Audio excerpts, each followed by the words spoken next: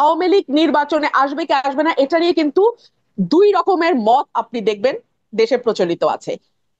মানে একটা group of people বলছে যে আওয়ামী লীগ কোনো পলিটিক্যাল পার্টি না, আওয়ামী লীগ হচ্ছে আহ মানে এমন একটা দল যেটাকে আমরা মাফিয়া বা গ্যাংস্টারের মতন একটা মানে গ্রুপ অফ পিপল, যাদের নির্বাচনে আসা না আসায় আসলে কিছু যায় আসে না। কিন্তু আরেকটা মত হচ্ছে যে না, আওয়ামী লীগ পুরাতন রাজনৈতিক দল, আওয়ামী লীগকে ছাড়া যদি আপনি নির্বাচনে যান, that will be the reputation of 14, 18 or 2024।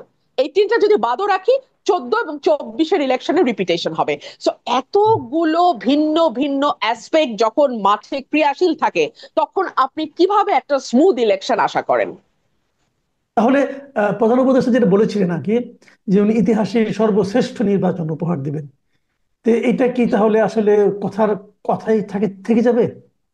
আপনি দেখুন, আমি আজকে লক্ষ্য করছিলাম যে অন্তত পক্ষে সরকারের তরফে চারজন, আমি যদি ভুল না করি, দুজন উপদেষ্টা এবং দুজন সরকারের নীতি নির্ধারণী মহলের, তারা বারবার কিরা কসম কেটে বলতেছে ফেব্রুয়ারিতেই নির্বাচন হবে।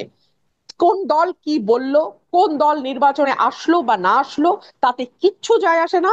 সরকার ফেব্রুয়ারি ঘোষণা করেছে, তো ফেব্রুয়ারিতে নির্বাচন হবে। অর্থাৎ তারা নিজেরাও জানে যে কতটা ভোলেটাইল একটা সিচুয়েশন এখন বাংলাদেশে প্রিভেইল করছে। তারা নিজেরাও কিন্তু খুব একটা কনফিডেন্ট না যে কেমন ইলেকশন, বাট তারা রিপিটেডলি কথাটা বলছে। আপনি মাসুদ ভাই যখন একটা কথা বারংবার বলবেন, তখন ওটা আপনার নিজের প্রতি আস্থাহীনতারই একটা বহিঃপ্রকাশ। না হলে একই কথা আসলে বারবার বলার দরকার নাই। এবং বাংলাদেশ বিশ্বের সম্ভবত অল্প কয়েকটা দেশের একটা, যেখানে নির্বাচন আসলেই অবাধ, সুষ্ঠু, নিরপেক্ষ, স্মরণকালের সবচেয়ে ভালো, জীবনে এত ভালো ইলেকশন কোনোদিন হয় নাই, আমরা পৃথিবীর শ্রেষ্ঠ ইলেকশন দেব, এই সব উদ্ভট এবং বাজে কথা নির্বাচনের আগে যুক্ত করা হয়। আরে ভাই, নির্বাচন মানেই তো free, fair, inclusive and neutral হওয়ার কথা। তো এটাকে আবার এতগুলো বিশেষণ দিতে হয় কেন, আমি তো এটাও বুঝি না। আচ্ছা, আপনি আরেকটা কথা বললেন যে এই এনসিপি কে আপনি বললেন যে এটা ডক্টর ইউনূসের দল। আচ্ছা ঠিক আছে, হতে পারে ইউনূসের দল, কিন্তু ইদানিং কি আপনি খেয়াল করছেন যে এনসিপি কিন্তু ডক্টর ইউনূসের ব্যাপারেও বেশ মানে শুনতে ভালো শোনায় না এ ধরনের শব্দ উচ্চারণ করে কিন্তু ইউনূসের সমালোচনা করছেন, যে ডক্টর ইউনূস ভুল জায়গায় সেজদা দিয়েছেন না কি করেছেন এগুলো বলছেন। তাহলে নিজের দল তার সৃষ্টিকর্তার বিরুদ্ধে এই ধরনের কথা বলছে, এটাকেই বা আপনি কিভাবে জাস্টিফাই করবেন?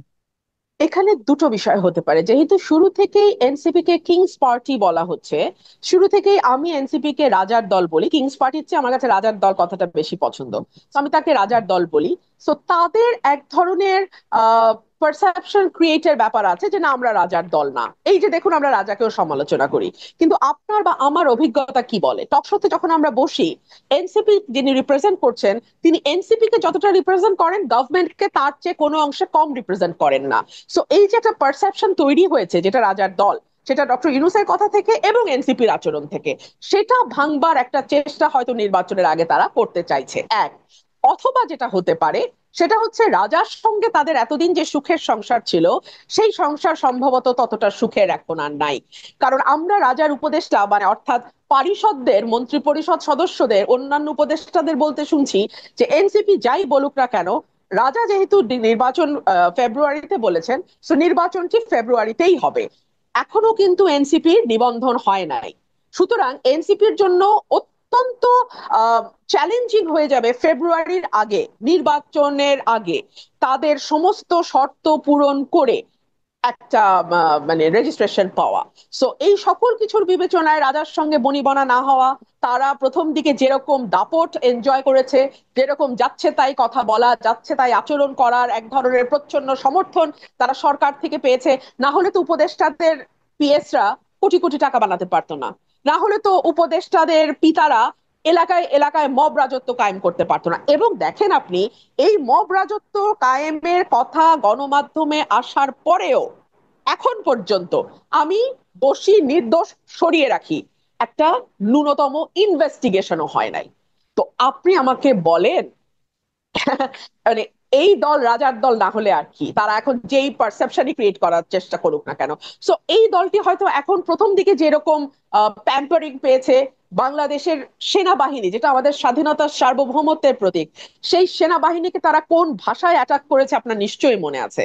সেনাবাহিনীর আহ একজন মেজরের ফ্যামিলি সম্পর্কে যে ধরনের বাজে কথাবার্তা তারা ফেসবুকে দিয়েছে, এটা কোথাও হয় না মাসুদ কামাল ভাই, পৃথিবীর কোথাও হয় না। সেনাবাহিনী প্রতিটি দেশের স্বাধীনতা সার্বভৌমত্বের প্রতীক। এটাকে যখন আপনি কটাক্ষ করবেন, এটাকে যখন আপনি হেয় করবেন, তখন আপনি কিন্তু বাংলাদেশের স্বাধীনতা সার্বভৌমত্বকে প্রশ্নের মুখে ফেলে দেবেন। জি, আরেকটা প্রসঙ্গ, এটা খুব রিসেন্টলি হয়েছে। আমি মানে এটা আলোচনা হচ্ছে, আমি সম্ভবত এটি আমাদের শেষ প্রশ্ন। সেটা হলো যে বিভিন্ন দূতাবাস থেকে একটা মৌখিকভাবে নির্দেশ গিয়েছে যে রাষ্ট্রপতি ছবি নামিয়ে ফেলতে হবে, কিন্তু এই ব্যাপারে কোনো প্রজ্ঞাপন হয়নি। মৌখিক নির্দেশ গিয়েছে এবং এটা অনেক জায়গায় পালন করা হচ্ছে।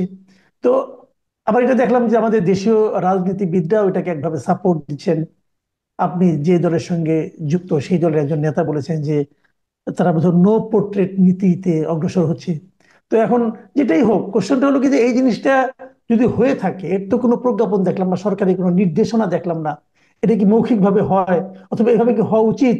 রাষ্ট্রপতি কি ব্যক্তিটা ইম্পর্টেন্ট না চেয়ারটা ইম্পর্টেন্ট? এই বিষয়গুলো নিয়ে কিন্তু অনেক জায়গায় আলোচনা হচ্ছে। এটাকে আপনি আসলে কিভাবে দেখছেন? দেখুন, গত 1 বছরে রাষ্ট্রটাকে ঐক্যবদ্ধ রাখা, মানুষকে ঐক্যবদ্ধ করা, 15 বছর যে বিভাজনের চাষ হয়েছে সেটাকে বন্ধ করা, ল অ্যান্ড অর্ডারকে স্থিতিশীল করা, প্রতিষ্ঠানগুলোকে শক্তিশালী করা, এই দিকে মনোযোগ না দিয়ে সরকার আরো অন্যান্য অনেক নিটিগিটি ছোট ছোট ব্যাপারের দিকে মনোযোগ দিয়েছে। ধরুন, এই যে এই রাষ্ট্রপতির পোর্ট্রেটের ব্যাপারটাই ধরুন, এই পোর্ট্রেটটি সরানো কেন হলো আমরা কেউ জানি না। আপনি জানেন না, আমি জানি না, রাজনৈতিক দলগুলোও জানে কিনা আমি জানি না। সো এই যে কেউ না জানলো, চুপে চুপে একটা মৌখিক নির্দেশ দেয়া হলো, এটার অর্থটা কি? যদি নো পোর্ট্রেট নীতি নিয়ে থাকে, তাহলে সেটা প্রজ্ঞাপন দিয়ে আমাদের জানাক, তাহলে কারো পোর্ট্রেট থাকবে না, ওয়েল এনাফ। আর কোন পলিটিক্যাল পার্টি যদি সেটাকে সাপোর্ট করে, তাহলে আমি আশা করব সেই পলিটিক্যাল পার্টিও যখন ভবিষ্যতে ক্ষমতায় যদি যায়, তাহলে তারাও নো পোর্ট্রেট নীতি নেবে। ডেফিনেটলি আমরা সেটা আশা করব। সো আমরা না এখন পিসমিল বেসিসে কাজ করছি, মানে যেটা সামনে আসছে ওটা নিয়ে কাজ করছি, কিন্তু আমাদের আসল যে কাজগুলো, এই সরকারের যে গুরু দায়িত্বটা ছিল 5ই অগস্ট 2024 সাল থেকে আজকে 25 সালের অগস্ট মাস অলমোস্ট শেষ হতে যাচ্ছে, এখন পর্যন্ত সেই আসল জায়গাগুলোতে আমরা হাত দিতে দেখলাম না। রাষ্ট্রপতির ছবি থাকবে কি থাকবে না সেটা নিয়ে সরকার যত ব্যস্ত, তার চেয়ে যদি বাংলাদেশের ল অ্যান্ড অর্ডার সিচুয়েশনটা ঠিক করার দিকে সরকার মনোযোগী হতো, যদি মানুষের নিরাপত্তা দেওয়ার ব্যাপারে সরকার মনোযোগী হতো, যদি একজন ভালো উপদেষ্টাকে স্বরাষ্ট্রের দায়িত্ব দেওয়া হতো, যদি নির্বাচন সামনে রেখে কিভাবে তারা রোডম্যাপ তৈরি করবে সেটা নিয়ে মানুষের সামনে একটা ক্লিয়ার পিকচার দিত, যদি রাজনৈতিক পলিটিক্যাল পার্টিগুলোর মধ্যে আহ ঐক্যমতের ব্যাপারে আরেকটু জোর দিত এবং যত দ্রুত সম্ভব নির্বাচনের ব্যাপারে একটা ফয়সালা করতে পারতো, তাহলে আমার মনে হয় যে দেশটা আরেকটু বোধহয় রাইট ট্র্যাকে যেত। আপনি যদি সাধারণ মানুষের দিকে কান পাতেন, যারা কোনো পলিটিক্স করে না, তারা কিন্তু ভীত এবং তারা বলে দ্রুত একটা পলিটিক্যাল গভর্নমেন্ট আসুক, সেই গভর্নমেন্ট যেমনই হোক is better than an unelected government. আমরা তো দেখলাম রাজনৈতিক নেতাদের শাসনও 53 বছর দেখলাম, আবার আমরা অরাজনৈতিক বিশ্ববিখ্যাত অতি উচ্চ শিক্ষিত মানুষের শাসনও এই 1 বছরে দেখলাম। সো মানুষ তো তার কম্পেয়ার নিজেরা নিজেদেরটা করতে পারে। জি, অনেক ধন্যবাদ, অনেক ধন্যবাদ রবীন ফারহানা। প্রিয় আপনাকে দর্শক, অসংখ্য আপনারা ধন্যবাদ। প্রিয় দর্শক আপনারা শুনলেন ব্যারিস্টার রুমিন ফারহানার বিশ্লেষণ আমাদের নির্বাচন নিয়ে, ডক্টর ইউনূসের কথার প্রতি মানুষের আস্থা নিয়ে, রাষ্ট্রপতির ছবি নিয়ে, আইন শৃঙ্খলা নিয়ে, সবকিছু নিয়ে। আমরা আগামীতে আরো নানা নানা প্রসঙ্গে ওনার সঙ্গে আলোচনায় বসতে চাই। ততক্ষণ পর্যন্ত আপনারা ভালো থাকবেন। এখন এই পর্যন্তই, আল্লাহ হাফেজ।